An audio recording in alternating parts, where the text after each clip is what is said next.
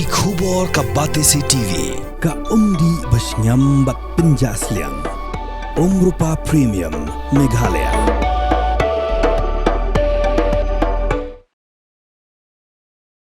Ka election ha ka jala Bihar kalas dang songshit bat ha ka ni ka jingelap election ka bamenta jan baro kiseng ki phaikman kumno bantan ya ka vote jong ki kenthai bat kila boru ki jingkular ban yara pisa manu banai lada ja ba ka seng jong ki ka yobat ya ka bor senshar ha ka ni ka samoy trekam ka bamenta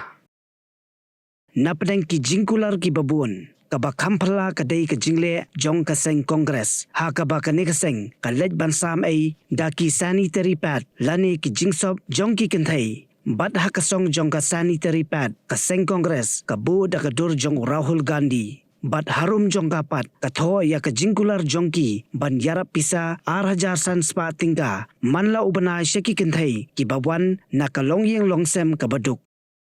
ka seng kongres kalakam ba ka jingsam da ka sanitary pad kalong ba ki kenthai kinla ban le khoj yaladi kani ka jingle jong ka seng kongres kala pinbitar ya ka seng BJP hakaba unong aktien jong ka BJP upradi bhandari ulaong ba ka dei ka jingnyau ben bat ka jingkhen ben ya ki kenthai ka Bihar bat ka deiru ka jingle ka balong persya ya ki kenthai kumta ulaong ba ki nong thap vote kenthai ha Bihar kinsa ay jubab ya ka seng kongres ha ka ni ka election ka baminta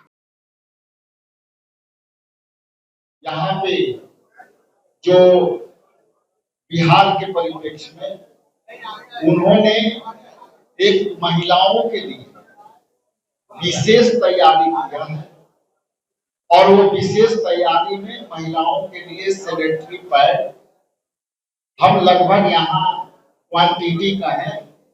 तो ये हम sanitary pad हर एक महिलाओं के लिए हम लोग महिला कांग्रेस के तरफ से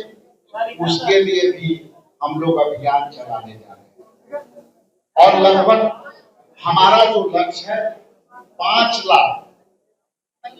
महिलाओं तक इसको हम पहुंचाएंगे और उनको हेल्थ के रूप में अवेयरनेस भी महिला कांग्रेस की तमाम सदस्य उसको जो है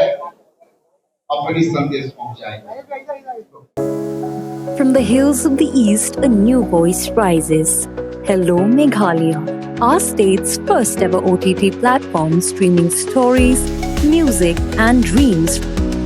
From folklore to films, beats to breakthroughs, this is where culture meets creativity.